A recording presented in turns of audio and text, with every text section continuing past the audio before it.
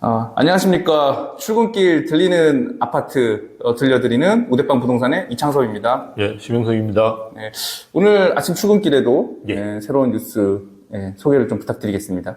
예. 서울경제에 난 뉴스입니다. 우리가 얼죽신이라고 최근에 또 유행어가 생겼는데요. 얼어 죽어도 신축. 언 대출 조익에도 피해가 딱. 분양 입주권 거래량 급적. 이런 이제 뉴스인데요. 최근에 이제 서울뿐만 아니라 사실은 대부분 지역에서도 이제 분양권 거래가 많이 늘고 있는데요. 일단 8월 달에 서울에서만 135건이 분양권 거래가 되었는데요. 사실은 아직 9월 달이 집계가 안 됐으니까 더 늘어날 수도 있는 거죠. 예. 그래서 전월하고 비교해 보더라도 50%가 껑충 뛰었고요. 그 중에서 이제 대표적으로 이제 전매 제한이 풀리는 단지들인데요. 롯데캐슬 이스트폴이라고 여기는 이제 광진구에 있습니다. 저희가 몇 번 이제 자양동 이러면서 전망 있다라고 말씀드렸던 동네고요. 예, 거기 거의 뭐 이제 최초로 이제 새 아파트 들어서는 거라고 보시면 되고요. 그 다음에 레미안 라 그란데라고 하는 여기는 아마 이문동 쪽인가 일 거예요. 여기는 세대가 많습니다. 3,000세대가 넘는 걸로 제가 알고 있는데요. 여기도 이제 전매 제한이 풀렸어요. 예, 그러다 보니까 아무래도 좀 늘어난 요인도 있다. 예. 그래서 주담대 금리 인상 등 대출 규제로 인해서 아파트 매매량은 이제 소폭 우리가 줄어들고 있죠. 예, 그렇지만 치솟는 공사비 때문에 신축 선호 현상도 굉장히 강해지고 있고요. 그리고 서울의 이제 공급 물량이 앞으로는 줄어들 거다.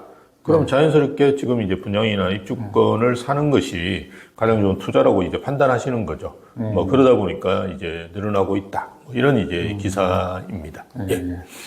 근데 뭐 저희가 이제 계속 뭐 얼죽신 얘기를 하긴 했는데, 이게 뭐 저는 뭐 계속 말씀드리지만은 모르겠습니다. 신축이 그렇게 좋은지. 예. 근데 뭐 이건 지방이든 뭐 어디든 젊은 분들이 신축을 너무 좋아해요. 그래서 제가 울산에 가서 강의할 때, 울산역이 옛날 이제 통도사역이라고 새로 생겼는데요. 예전에 이제 그 울산역은 그 시내에 있었습니다. 그래서 거기는 되게 접근성이 좋은데요. 울산역은 이제 접근성이 좀 안 좋아요. KTX. 그런데 거기 이제 만들면서 옆에다가 새 아파트를 많이 지었겠죠. 개발을 했으니까.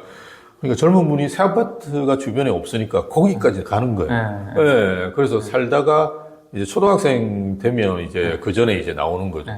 그런 추세라고 합니다. 그 정도로 이제 제가 얘기를 계속 하고 싶은 얘기는 뭐냐면은 저라고 신축이 좋은지 모르겠습니까? 당연히 좋죠. 근데 같은 조건이라면 신축이 좋은데 요즘 이제 얼죽신 하시는 분들을 보면은 부동산이 그 자체가 갖고 있는 그 가치, 즉 입지라는 그 가치를 넘어서서 신축을 찾는 거가 나는 잘못됐다라고 보는 거죠. 예를 들어서 좀 극단적으로 좀 예를 들면 강남에 30년 된 아파트, 근데 입지가 너무 좋아요. 10년, 15년 뒤에는 충분히 재건축도 바라볼 수 있는 너무 좋아요. 근데 30년이 됐는데 너무 오래된 아파트죠.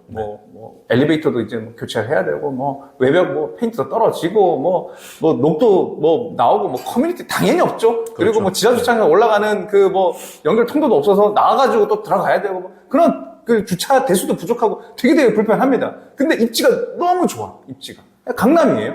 근데 여기 예를 들면 관악구에 신축이에요. 근데 여기 지하철역도 없고, 근데 너무 신축이야. 너무 좋아요. 근데 이제 제가 바라보는 시점에서는 요즘 많은 젊은 분들이 이제 얼죽신이라 그래가지고 이런 관악구의 신축으로 간다라는 거죠. 근데 저희가 봤을 때는 입지면에서 봤을 때 향후 5년, 10년 뒤에 내가 집을 판다라고 가정을 한다 그러면은 이건 가치 차이는 어마어마하게 날 수밖에 없는 게 뻔히 보이는 상황이다 보니 저는 신축 물론 좋지만 같은 강남구에서 같은 비슷한 입지를 갖고 있고 여러 가지 상황들이 비슷한 상황에서 여기는 5년 됐는데 여기 신축이다? 여기 10년 됐는데 여기 신축이다? 그럼 당연히 신축이 좋죠, 당연히. 근데 그 입지의 기본적인 그런 가치를 넘어서서 너무 요즘 신축으로 몰리는 게 아닌가. 그럼 5년, 10년 뒤에 팔 때는 내 집은 신축이 아닌데 그때는 어떡할 거냐는 거죠. 그러니까 저는 이거는 좀 좋지 않다는 생각이 저는 계속 들고는 있습니다. 그리고 팁을 하나 말씀을 드릴까 싶기도 한데. 필요한 이야기 있으면 다 해주세요. 아니, 너무 팁이라. 이거 그냥 아이고, 공개하기 힘드신. 근데 또 공개하고 나면, 또 별거 아닌데, 뭐 또 TV라고, 뭐 그럴까봐 그런데, 그래서 뭐 말씀을 드리면, 네. 저는 이런, 제 주변에도 사실은 많거든요. 저 이제 사촌 동생들이나, 네. 이제 결혼하고 이제 30대들이 이제 하면은 대부분 다 신축을 원해요, 진짜로. 네. 대부분. 그래서 그리고 가보면 좋아요. 진짜 좋긴 해요. 야, 이런 게 있다고? 뭐 좋은데, 저도 좋은 건 알지만은, 이런 친구들한테 제가 어떻게 조언을 하냐 그러면은, 니들이 얘기하는 그 썩었던 아파트들 중에서도 입지가 좋은, 근데 아직까지 오르지 않은 그 아파트를 네 명의로 사놓고, 그리고 거기에 전세나 반전세를 주고, 그 돈으로 너가 원하는 좀 입지가 좀 안 좋더라도, 그런 지역의 신축의 아파트에 전세로 들어가라. 특히나 이제 알다시피 그 사전 점검이 끝나고 나서 이제 입주 이제 잔금 칠 때 되면은 그 전세 물량이 몰리지 않습니까? 그렇죠. 급하게 쳐야 되니까. 그래서 사전 점검 전에는 전세가 막 10억, 11억 하던 게 이제 입주 날짜 다가오면은 막 6억, 7억까지도 막 마구마구 떨어지지 않습니까? 맞아요. 그거를 하나하나 탁 잡아가지고 2년을 살고 더 괜찮다 싶으면 갱신 요금권 써가지고 4년을 살다 나오면 저는 가장 이게 돈 벌고 나도 또 신축에서 살 수 있고 뭐 그런 팁이 아닐까. 뭐 다들 아실 수 있는 팁이긴 한데. 그러니까 이게 또 좀 아는 척을 하면 이제 우리가 경제학에서 사용 가치와 교환 가치라고 하는 개념이 있는데 신축은 사실은 우리 장욱 대표 말씀하셨지만 대부분 구축이 좋은 입지에 자리를 잡고 있어요. 그건 당연해요. 당연하죠. 우리나라의 명당이 다 어디냐? 절이에요, 절. 절이 다 명당이랍니다. 그리고 당연히 스님들이 옛날에 그런 공부하시고 이러다 보니까 다 명당에 자리 잡고 있는 거거든요. 그래서 사실은 우리나라에 명당 자리가 거의 없다라고 뭐 이런 이야기 많이 하는 이유도 오래전에 이미 자리 잡은 데들이 대부분 좋은 데거든요. 그래서 그런 데 자리 잡고 이렇게 있는데, 그거는 이제 사실은 나중에 되면 교환 가치가 굉장히 높은 상품이거든요. 그런데 사실은 사용 가치는 좀 떨어지잖아요. 그렇죠. 그러다 보니까 월세나 전세가 싸거든요.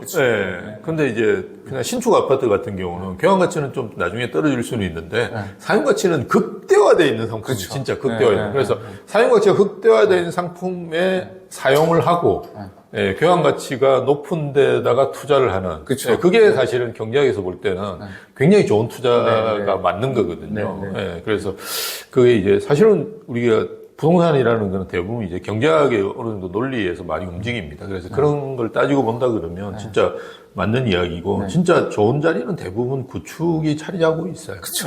구축이 차지하고 있어요. 따지고 보면은 서울의 가장 좋은 입지들 중에 하나라고 하면 물론 뭐 강남 3구를 꼽을 수도 있겠지만은 서울 전체적으로 본다 그러면은 한강 바로 앞에 있는 곳들 그런 데들이 다 비싼 또 아파트들 아니겠습니까? 그렇죠. 구정 현대 아파트. 그러면 보면은 그게 신축이라고 비싸겠습니까?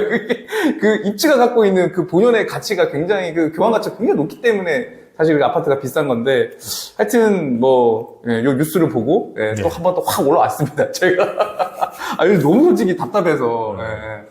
그래서 어쨌든 신축이 최근에 이제 공사비도 많이 올랐거든요. 그래서 분양가 자체도 우리가 7월 기준으로 보면 전년 동기 대비 37.6% 올랐대요. 그래서 서울 민간 아파트 평균 분양가가 4,400만 원이니까 이 뭐 상당히 높은 금액으로 올라오다 보니까 사실은 신축에 대한 선호 이런 것들도 같이 가는 것 같아요.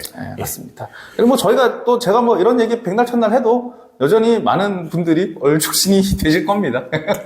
젊은 분들이 되게 좋아하고요. 그래서 저는 이제 저도 뭐 조카들 집 사는 거 아니면 주변에 이제 상담하고 이러는 거 보면 젊은 분들이 항상 이제 자금 조달에 보면 빈 공간이 있어요.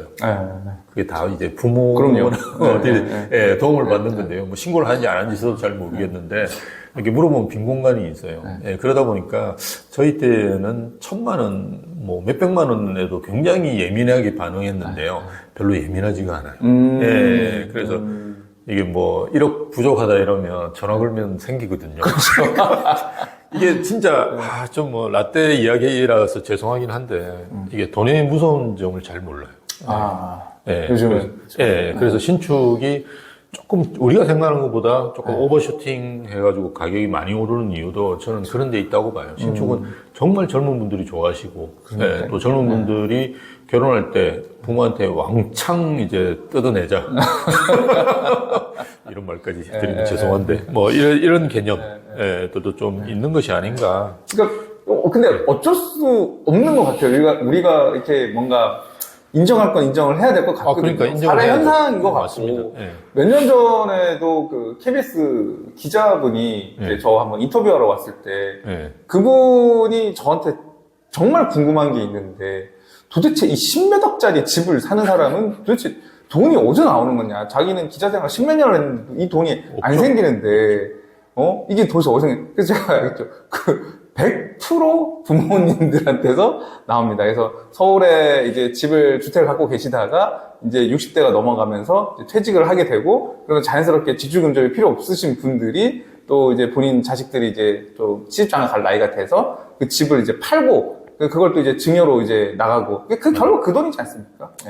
그 돈 없이는 사실 어떻게 직장인이 뭐 10년짜리 집을 서울에 뭐 탁탁 살 수 있겠습니까? 그렇죠. 뭐 어쩔 수 없는 거죠. 근데 이제 그 돈이 이제 본인이 벌었으면 되게 귀하게 생각해서 좀 투자를 잘할 텐데 그 말씀 아닙니까, 그죠? 그러니까요. 예.